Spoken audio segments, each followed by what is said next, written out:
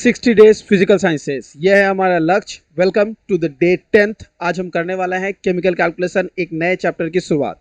इस चैप्टर में chemical calculation के बारे में हम डिस्कस करने वाले हैं, जानने वाले हैं चैप्टर केमिकल कैलकुलेशन को, इसके न्यूमेरिकल्स को सॉल्व करने वाले हैं। आज का ये वीडियो मेनली डेडिकेटेड है वन शॉट पर, जहां पर इस पूरे चैप्टर को डिटेल में समझा जाएगा। इस पर हम लोगों ने पार्ट बाय पार्ट वीडियो भी बनाया है, अगर आप उसे देखना चाहते हैं डिस्क्रिप्शन बॉक्स में लिंक दे रहा हूं। डिटेल में, बहुत डिटेल में मैंने वहां समझाया है। ये वीडियो बस आपको वन शॉट में पूरी चीजें दिखाने के लिए और समझाने के लिए है। अगर आपने उसे कंप्लीट कर लिया है तो ये वीडियो आपको पूरी चीज रिवाइज करवा देगी। तो चलिए स्टार्ट करते हैं केमिकल कैलकुलेशंस का वन शॉट।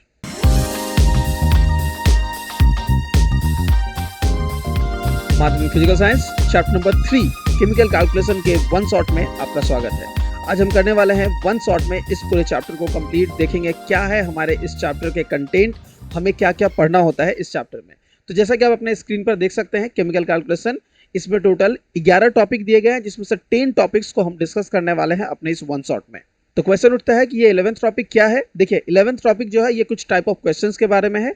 इस 11th वीडियो में मैं टाइप ऑफ क्वेश्चंस के बारे में डिस्कस करूंगा, जो मैंने आप लोगों को अपने डिटेल वीडियो में समझा दिया था कि टाइप ऑफ क्वेश्चंस में किस तरह से हम लोग मास वॉल्यूम पर बेस्ड क्वेश्चंस बनाते हैं।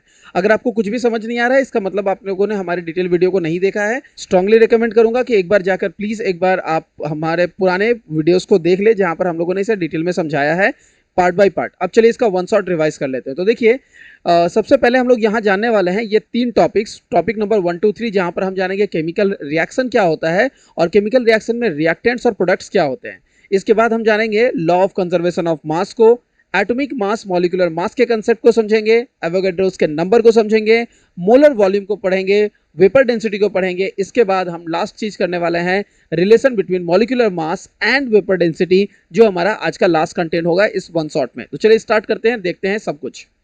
जैसे कि मैंने पहले बताया कि मैं आप लोगों को इस वन शॉट में सब कुछ बताने वाला हूं इस चैप्टर के बारे में। तो सबसे जरूरी चीज ये होती है कि इस चैप्टर का ब्लूप्रिंट क्या है। तो इस चैप्टर को अगर आप पूरी कंप्लीट कर लेते हैं तो केमिकल कैलकुलेशन आपको 4 मार्क्स रिवॉर्ड करवाएगा सही आंसर देने पर, जिसमें 1 मार्क्स का एक क्वेश्चन करवाया जाएगा और 3 मार्क्स का एक क्वेश्चन करवाया जाएगा, जिससे टोटल आपका स्कोर बनता है यहाँ पर 1 और यहाँ पर 3, यानी कि टोटल 4 मार्क्स आपको रिवॉर्ड किए जाएंगे। क्लियर हो चुका है कितना मार्क्स आप कहाँ से स्कोर करेंगे। अब ये समझते हैं कि अब हमारे पास जो कंसेप्ट है वन शॉट के वो क्या है। तो देखिए सबसे पहले हम लोग यहाँ पर केमिकल रिएक्शन के बारे में बात करेंगे कि केमिकल रिएक्शन क्या होता है। इसके बाद हम यहाँ पर उसके रिएक्टेंट्स और उसको प्रोडक्ट को जानेंगे। देखिए ये बहुत बेसिक है, मुझे लगता है बहुत सारे बच्चे इसके बारे में जानते होंगे कि केमिकल रिएक्शन में बेसिकली हम कंपाउंड या एलिमेंट्स को लेते हैं जो आपस में रिएक्ट करते हैं और हमारे पास एक प्रोडक्ट लाता है। जो रिएक्ट करते हैं वो हमारे रिएक्टेंट्स होते हैं और जो हमारा फाइनल रिजल्ट आता है उसे हम प्रोडक्ट कहते हैं। ये बात सारे बच्चों को पता होगा। केमिकल रिएक्शन से हमें कुछ इंफॉर्मेशन मिलती है कि रिएक्टेंट्स किस स्टेटस में है। जैसे कि आप देख सकते हैं यहाँ पर जी दिया गया है, यानी कि जो हमारे रिएक्टेंट है हाइड्रोजन, वो एक गैसियस है, एक गैसियस कंडीशन में है। ओ जो हमारे पास दिया गया है रिएक्टेंट, यानी जो हमारा ऑक्सीजन है वो भी गैस कंडीशन में लिया गया है। जबकि जो हमारा रिएक्टेंट के बाद प्रोडक्ट बना है वो है वाटर H2O, जिस पर यहाँ पर लिक्विड स्टेटस के लिए L लिखा गया है। इसके साथ हमें यह पता चल रहा है कि ये H नहीं है बल्कि ये H2 है, यानी 1 मोल यूज किया गया है। बेसिकली 1 मोल H2 होता है, लेकिन यहाँ पर हमारे पास बैलेंसिंग के बाद दिख रहा है कि 2 मोल ऑफ H2 यूज किया गया है। जबकि ऑक्सीजन O2 होता है जिसका 1 मोल ही यूज किया गया है, और जो वाटर बना है वो भी हमारे पास 2 मोल बना है। क्लियर। तो ये वो बेसिक इन्फॉर्मेशन है जो आपको पता चलते हैं। अगर आप लोगों को याद नहीं हो तो थोड़ा रिवाइज कर लिया। चलिए अब अगले स्क्रीन पर चलते हैं, जहां से हमारा मेन आज का टॉपिक स्टार्ट होता है, जिसमें हमारा पहला डिस्कशन है law of conservation of mass. तो law of conservation of mass कहता है कि ना ही आप मास को क्रिएट कर सकते हैं, ना ही आप मास को डिस्ट्रॉय कर सकते हैं। यानी कि ना मास क्रिएट हो सकता है ना उसको हम डिस्ट्रॉय कर सकते हैं, बल्कि ये सिर्फ इसके फॉर्म्स को चेंज करता है। इसे एक एग्जाम्पल से समझाओ। तो चलिए एक एग्जाम्पल को देखते हैं। मैंने यहाँ पर बहुत सारे एग्जाम्पल लिखे हुए हैं, बेसिकली 3 एग्जाम्पल है। एक एग्जाम्पल मैं आपको समझाता हूँ जिसमें मैंने वाटर को बॉयल करने की बात कही है। आपको अपने स्क्रीन पर दिख रहा है कि हम लोगों ने वाटर को कहा है बॉयल करने के लिए। जब वाटर हमारे पास बॉयल होता है तो वो टर्न कर जाता है स्टीम में। तो स्टीम जो है वो गैसियस कंडीशन है और वाटर जो हमारा था वो हमारा लिक्विड कंडीशन था। तो हम लोगों ने देखा कि लिक्विड से गैस में हो रहा है। अगर आप लोगों ने नोटिस किया होगा कि प्रैक्टिकली अगर इस बारे में सोचे तो जब लिक्विड हमारे पास है तो हमारे कंटेनर में कुछ रहता है, लेकिन जब हम उसे बॉयल करते हैं तो वो गैस में कन्वर्ट हो गया और अब वो हमें दिख नहीं रहा है। तो वो वो एटमॉस्फेयर में चला गया। क्वेश्चन उठता है तो क्या हम लोगों ने यहाँ मास को डिस्ट्रॉय कर दिया? आंसर है बिल्कुल नहीं। हम लोगों ने बस उसका फॉर्म चेंज किया। क्या किया? लिक्विड से उसे गैस में किया। अगर आप उस पूरे गैस को कलेक्ट कर ले कंटेनर में और आपके पास जो लिक्विड था, आप नोटिस करेंगे दोनों का जो मास है वो इक्वल मास है, दोनों का मास इक्वल क्वांटिटी में होता है। यही है law of conservation of mass. Mass neither be created not be destroyed, it only changes it's form. Clear हो चुका है? चलिए आगे बढ़ते हैं। अब हम लोग लॉ ऑफ कंजर्वेशन ऑफ मास के बाद एटॉमिक मास के कंसेप्ट को पढ़ेंगे। तो एटॉमिक मास क्या है? बेसिकली ये जो एटॉमिक मास है ये एक्सपेरिमेंटल वैल्यू है। एक्सपेरिमेंटल वैल्यू किसका है? तो यहां पर देखिए मैंने क्या किया है, एक स्फीयर को लिया है जिसके 12 पार्ट इक्वल पार्ट्स के हैं। अब मैं मान लेता हूं कि ये मेरा जो एक पार्ट है, क्या मैं इसे कह सकता हूं कि ये हमारा 1/12 पार्ट है? क्या मैं इसे कह सकता हूं कि आपको पता है कि ये जो येलो वाला पोर्शन है टोटल 12 इक्वल पार्ट्स है, तो ये मेरा 1/12 पार्ट है। अब अगर मैं बोलूं कि ये जो हमारे पास लिया गया है ये बेसिकली C12 है। C12 मतलब कार्बन 12। अब ये कार्बन तो सही है, कार्बन का नाम आप लोगों ने सुना है। ये C12 क्या है? तो C12 आइसोटोप होता है। आइसोटोप मतलब कार्बन का एक आइसोटोप। आइसोटोप किसे कहते हैं इसके बारे में डिटेल में हम चैप्टर नंबर 7 एटॉमिक न्यूक्लियस के दौरान डिस्कस करेंगे। फिलहाल ये समझ लीजिए कार्बन के आइसोटोप्स एग्जिस्ट करते हैं जिसमें से एक आइसोटोप है C12। आपको ये करना है कि C12 का 1/12 मास निकालना है। ठीक है, C12 का कितना मास निकालना है? 1/12। ये आपको एटॉमिक मास का डेफिनेशन देता है। One atomic mass unit is defined as mass equal to the 1/12 of the mass of the carbon atom, C12 atom. ठीक है, कार्बन एटम नहीं, C12 कार्बन एटम। क्लियर? तो कौन सा? C12 जो है उसका। ठीक है, तो atomic mass of an element is the average mass of its naturally occurring isotope related to the mass of the atom of C12। तो वो किसका है? कैसे atomic mass of an element निकालते हैं? जिस एलिमेंट का निकालना है उससे हम एवरेज निकाल रहे हैं, किसके कंपैरिजन में? तो C12 के कंपैरिजन में। यही आपको समझना है। इस तरह से एक्सपेरिमेंटली हम लोगों ने क्या देखा है कि हाइड्रोजन का जो एटॉमिक मास है वो है 1.00793, लेकिन हम इसे अप्रॉक्सीमेटली 1 कंसीडर करके ही काम करते हैं। इसी तरह से मैं कुछ एटॉमिक मास आपको बता देता हूं, जैसे कि कार्बन। कार्बन का एटॉमिक मास आता है 12। अब ये C12 की बात नहीं हो रही, कार्बन के एटॉमिक मास की बात हो रही है। आपको पता है कार्बन का एटॉमिक नंबर दूसरा है। ठीक है, ऑक्सीजन का एटॉमिक मास जो है वो है 16। हाइड्रोजन का एटॉमिक मास हम लोगों ने अभी देखा 1। ये बहुत ही इंपॉर्टेंट है। मैं एक और आपको दे देता हूँ, क्लोरीन, ये है हमारा 35.5। ठीक है, चलिए कैल्शियम पे बता देता हूँ, ये है 40। तो ये सब वो एटॉमिक मासेस है जो हमें बहुत ज़्यादा ज़रूरत पड़ती है। अब आपको इसे याद करने की ज़रूरत नहीं है क्योंकि एक्सपेरिमेंटल डेटा से मिलता है, तो जिस भी क्वेश्चन में इसे दिया जाता है वहाँ पर इसे मेंशन कर दिया जाता है। एटॉमिक मास को यूज़ करके ही हम निकालते हैं हमारा अगला कंसेप्ट, मॉलिक्यूलर मास। तो मॉलिक्यूलर मास कैसे कैलकुलेट करते हैं एग्जाम्पल से पहले समझते हैं, उसके बाद हम देखेंगे उसके किसी एक क्वेश्चन को, डेफिनेशन को यहाँ से। तो सबसे पहले हम लोग जो एग्जाम्पल मैंने यहाँ पर कर रखा हुआ है उसे ही देखते हैं। CO2 की बात की गई है। अभी मैंने आपको बताया था C में कार्बन और O में ऑक्सीजन के लिए है, और C के बारे में मैंने अभी बताया कि वो 12 है। अब देखिए यहाँ पर आपके पास कार्बन के कितने एटम्स लिए गए हैं? एक ही एटम है ना, तो मैं उसे 1 से मल्टीप्लाई करूंगा। जबकि अगर मैं ऑक्सीजन की बात करूं तो ऑक्सीजन होता है 16 और उसके कितने एटम्स लिए गए हैं? 2 एटम्स लिए गए हैं। मुझे कैसे पता चल रहा है? एटम जो नीचे में लिखा गया है वो उसके एटम्स है, जो पहले लिखा जाएगा वो उसके मॉलिक्यूल्स बनेंगे। तो कार्बन के ऑक्सीजन के 2 एटम और कार्बन के 1 लिए गए हैं। इसे मैं ऐड करके टोटल वैल्यू निकालता हूं। तो 12 1 are 12 plus 16 2s are 32, collectively becomes 44। तो 44 बन जाता है हमारा CO2 का atomic mass, sorry molecular mass. Clear? जहां पर कार्बन और ऑक्सीजन के एटॉमिक मास को मैंने यूज किया। तो जैसा मैंने अभी बताया ना कि कार्बन का 12 और ऑक्सीजन का 16, ये आपको क्वेश्चन पेपर में प्रोवाइड कर दिया जाएगा, जिसके बेसिस पर आपको इसे कैलकुलेट करना है। पॉइंट समझ आ गया? एक प्रोवाइड किया जाएगा, दूसरा निकालना पड़ेगा। चलिए एक और प्रैक्टिस कर लेते हैं। फॉर एग्जांपल वाटर प्रैक्टिस करते हैं। तो वाटर के केस में हाइड्रोजन और ऑक्सीजन है। हाइड्रोजन के बारे में मैंने अभी बताया, उसका एटॉमिक मास होता है 1 और कितने लिए गए हैं एटम्स? 2 एटम, तो 2 लिए जाएंगे।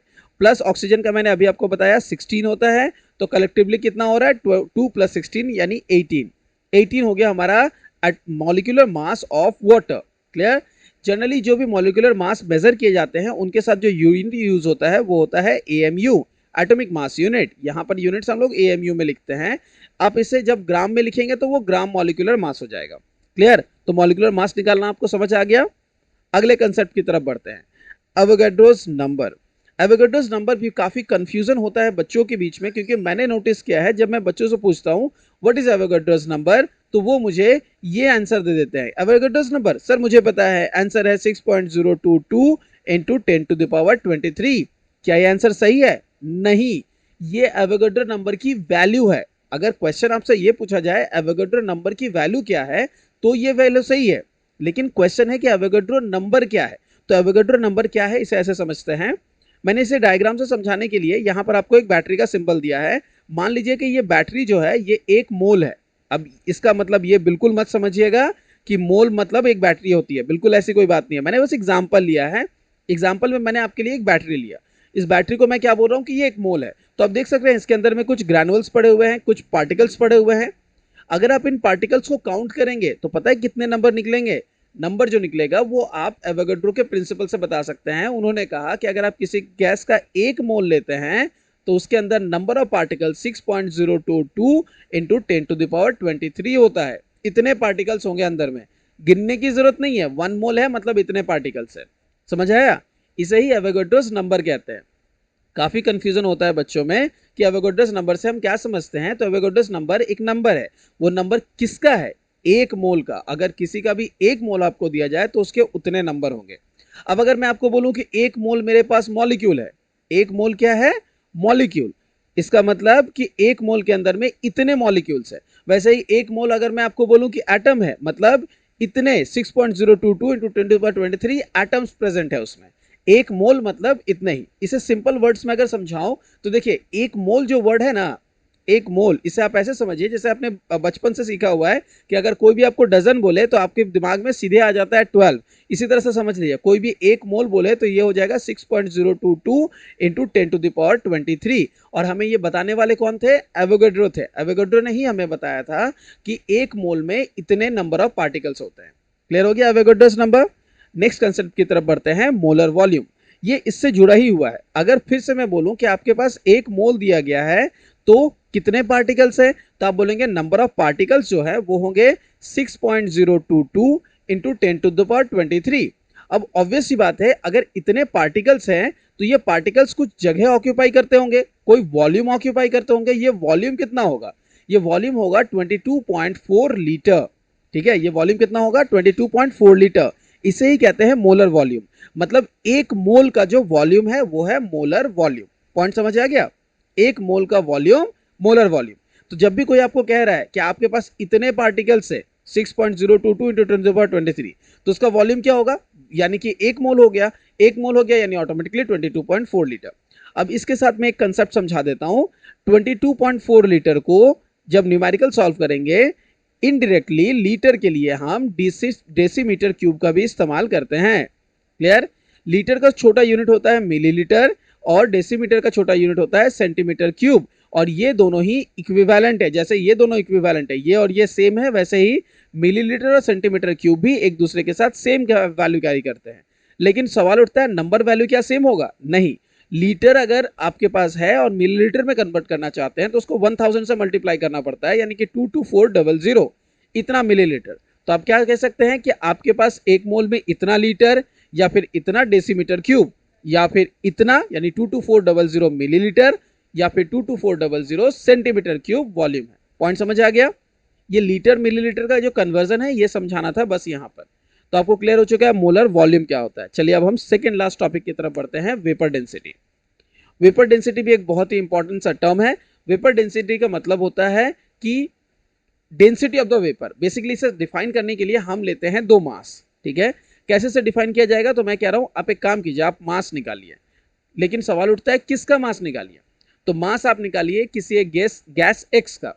ठीक है, और मास निकालिए आप हाइड्रोजन का। ठीक है, और इन दोनों का रेशियो निकालिए। बट आपके मन में सवाल उठेगा, ओके गैस एक्स जो है जिसका मैं वेपर डेंसिटी कैलकुलेट करना चाहता हूँ, वेपर डेंसिटी में कैलकुलेट करना चाहता हूँ गैस एक्स का, तो उसका मैं मास रखूंगा न्यूमरेटर में और हाइड्रोजन का मास रखूंगा डिनोमिनेटर में। बट सवाल ये उठता है कितना लूं, कितना वॉल्यूम लूं? तो मैं कह रहा हूं जितना वॉल्यूम आप यहां लेंगे सेम वॉल्यूम यहां मेंटेन कीजिएगा। अगर आप यहां 1 लीटर लेते हैं तो यहां भी आपको 1 लीटर ही लेना पड़ेगा। यहां हाफ लीटर लेंगे तो यहां पर भी आपको हाफ लीटर लेना पड़ेगा। अब जब आप 1 लीटर लेंगे तो उसका कोई मास होगा, वैसे ही इसके 1 लीटर का भी कोई मास होगा। ये मास जो है जब आप इसे डिवाइड करेंगे तो आपको मिलेगा vapour density of that gas, जिस गैस को आप लेना चाहते हैं। यहाँ पर एक्स जो है ये एक गैस है। ठीक है, तो किसी गैस के वेपर डेंसिटी कैसे कैलकुलेट करते हैं? सर्टेन वॉल्यूम लेकर उसकी मास निकालिए, same amount of volume hydrogen के लीजिए और उसका मास निकालिए, रेशो निकालिए। क्लियर? अब हम इस चैप्टर के लास्ट कंसेप्ट को पढ़ लेते हैं, जहां पर हम मॉलिक्यूलर मास को कनेक्ट करेंगे वेपर डेंसिटी के साथ। ठीक है, देखिए हम लोगों ने अभी वेपर डेंसिटी के डेफिनेशन में पढ़ा कि हम क्या करेंगे, किसी एक गैस का मास निकालेंगे जो कि मान लेते हैं गैस एक्स है। ठीक, डिवाइडेड बाय हम क्या करने वाले हैं, डिवाइडेड बाय हम करने वाले हैं हाइड्रोजन के मास को। अब हमें पता है कि इसका मॉलिक्यूलर मास होता है 2 पॉइंट समथिंग, मैं अप्रॉक्सीमेटली 2 ले रहा हूं। तो क्या दिख रहा है, मास ऑफ गैस एक्स है ना, ये जो मास ऑफ गैस एक्स है इसे हम मॉलिक्यूलर मास कह सकते हैं, मोलर मास। ओके, तो क्या पता चला, 2 times of vapour density is equals to molecular mass. यह है फॉर्मूला हमारा, जो हमारे वेपर डेंसिटी के डेफिनेशन से ही निकल रहा है। मॉलिक्यूलर मास क्या होता है, 2 times of vapour density. Numerical questions के दौरान इसे बहुत पूछा जाता है। क्लियर हो चुका है? तो ये था हमारा फिजिकल साइंस का वन शॉट। हम लोगों ने आज कवर किया फिजिकल साइंस के केमिकल कैलकुलेशन को, यानी कि जो हमारा चैप्टर नंबर 3 है उसके ऑल मेजर थ्योरीज को जान लिया है, सारे क्वेश्चन, सारी जो थ्योरीज है जो इस चैप्टर से रिलेटेड है उन्हें। तो ये था आज का वीडियो बच्चों। आज हम लोगों ने केमिकल कैलकुलेशन को वन शॉट में कंप्लीट किया। आने वाले वीडियो में, मैं कल के वीडियो में आप लोगों को इसके जो डिफरेंट टाइप ऑफ क्वेश्चंस है उसके बारे में डिटेल में समझाने वाला हूं। अगर आप लोगों ने हमारे डिस्क्रिप्शन के लिंक पर जाकर फुल वीडियो को नहीं देखना है तो आप कल वाले वीडियो को देख सकते हैं, जहां पर मैं तीनों ही टाइप में से एक एक करके क्वेश्चन आपको समझा दूंगा, जिससे आपका रिविजन हो जाए या आपके फॉर्मूलाज के बारे में पता चल जाए कैसे वो वर्क करते हैं। तो चलिए मिलते हैं अगले वीडियो में। Till then do take care.